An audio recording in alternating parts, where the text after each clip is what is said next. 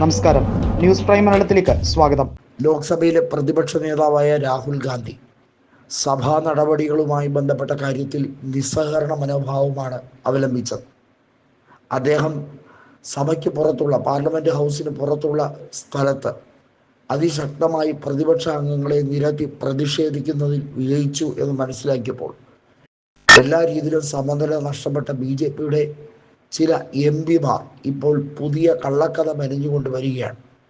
ഒറീസയിലെ ബാലസോർ ലോക്സഭാ തെരഞ്ഞെടുപ്പിൽ നിന്നും വിജയിച്ചു വന്ന പ്രതാപ് ചന്ദ്ര സാരംഗി, ഇദ്ദേഹത്തിൻ്റെ പേരിൽ നിരവധിയായിട്ടുള്ള ക്രിമിനൽ കേസുകളുള്ള വ്യക്തിയാണ്.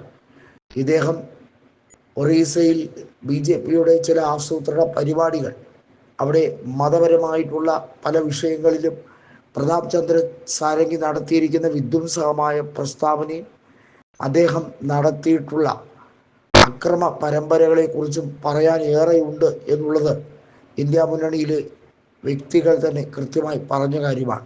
ഏതായാലും പ്രതാപ് ചന്ദ്ര സാരംഗിയുടെ ദേഹത്തെ പരിക്കേൽപ്പിച്ചു രാഹുൽ ഗാന്ധി. അതുകൊണ്ട് അദ്ദേഹത്തിനെ അറസ്റ്റ് ചെയ്യണം, അദ്ദേഹത്തിൻ്റെ MP സ്ഥാനം റദ്ദാക്കണം, അദ്ദേഹത്തിനെ പാർലമെന്റിൽ നിന്നും പുറത്താക്കണം എന്ന വ്യാമോഹവുമായി BJP എത്തുമ്പോൾ അത് പൊളിച്ചെടുക്കാൻ തന്നെ തയ്യാറെടുക്കുകയാണ്. നമുക്കറിയാം, കഴിഞ്ഞ ലോക്സഭയിൽ BJPക്ക് മൃഗീയ ഭൂരിപക്ഷം ഉണ്ടായതുകൊണ്ട് തന്നെ എന്തുമാകാം എന്നുള്ള അഹങ്കാരവും ആത്മവിശ്വാസം ഏറെ ആയിരുന്നു. ഇപ്പോഴിതാ മറ്റൊരു സവിശേഷത കൂടി കൈവന്നിരിക്കുകയാണ്. അത് മറ്റൊന്നുമല്ല, ഇപ്പോഴത്തെ സാഹചര്യത്തിൽ MP-മാർ, അതായത് നിലവിലുള്ള 240 MP-മാരിൽ ഏകദേശം 60ഓളം MP-മാർ ഈ നാറിയ കെട്ട ഭരണത്തിൽ അസ്വസ്ഥരാണ് എന്നുള്ളത് പരോക്ഷമായി തന്നെ പലയിടത്തും വ്യക്തിപരമായി തന്നെ പറഞ്ഞ ആളുകൾ ഉണ്ട്. അതുകൊണ്ട് തന്നെ അവരെ നേർവഴിക്ക് നയിക്കാനും 19 അവസ്ഥ പോലെ അവരെ മറ്റെവിടെയിലേക്കും കൊണ്ടുവരാനോ കഴിയില്ല. ഏച്ചു കെട്ടിയാൽ മുഴച്ചിരിക്കും എന്നുള്ള പ്രസ്താവന വളരെ വ്യക്തമായി കഴിഞ്ഞിരിക്കുന്നു. നരേന്ദ്രമോദിയുടെ ഇപ്പോഴത്തെ അവസ്ഥ പൊട്ടലും ചീറ്റലും നിറഞ്ഞ അവസ്ഥയിലാണ് BJP എന്നുള്ളത് മനസ്സിലാക്കിയിട്ടും അദ്ദേഹം അനങ്ങാതിരിക്കുന്നത് ഒരു ശുഭപ്രതീക്ഷയിൽ അങ്ങ് പോയി കളയാം എന്ന് വിചാരിച്ചാണ്.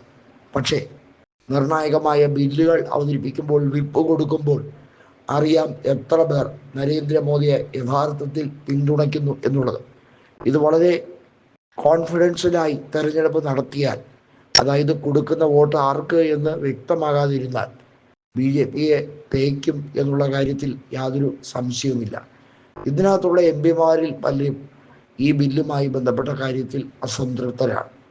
അതായത് ഭേദഗതി ഒക്കെ ഉണ്ടാക്കി ആളുകളെ കബളിപ്പിക്കുന്ന കാര്യത്തിൽ ഒരു വിട്ടുവീഴ്ചയും ചെയ്യാത്ത BJPയുടെ കുതന്ത്രങ്ങൾ പൊളിച്ചെടുക്കാൻ തന്നെ രാഹുൽ ഗാന്ധി തീരുമാനിക്കുമ്പോൾ, പ്രിയങ്ക അതിന് കരുത്തേകുമ്പോൾ BJPയിലെ ചില MP-മാർ അതിന് പിന്തുണയുമായി വരുന്നു. കമ്മലിട്ടവൻ പോയാൽ കടുക്കനിട്ടവൻ വരും എന്ന് പറഞ്ഞതുപോലെ BJPയിലേക്ക് നിരവധി കോൺഗ്രസിൻ്റെ മുതിർന്ന നേതാക്കളും അതുപോലെ ജനകീയരും പോയപ്പോൾ തിരിച്ച് കോൺഗ്രസിലേക്ക് BJPയിൽ നിന്നും ആളുകൾ വരും എന്ന് പ്രതീക്ഷിച്ചതുപോലും ഇല്ല. ഇപ്പോഴത്തെ സാഹചര്യത്തിൽ കേവല ഭൂരിപക്ഷം നഷ്ടപ്പെട്ട BJPക്ക് ബില്ല് പാസ്സാക്കാനാകില്ലെങ്കിൽ പോലും അത് ലോക്സഭയിൽ അവതരിപ്പിക്കാം എന്നൊരു ആത്മവിശ്വാസമുണ്ടായിരുന്നു. അതും തല്ലിക്കെടുത്തിരിക്കുന്നു ഇന്ത്യ മുന്നണി. ഇത് ഒരു പുതിയ സാഹചര്യം സൃഷ്ടിക്കൽ തന്നെയാണ്.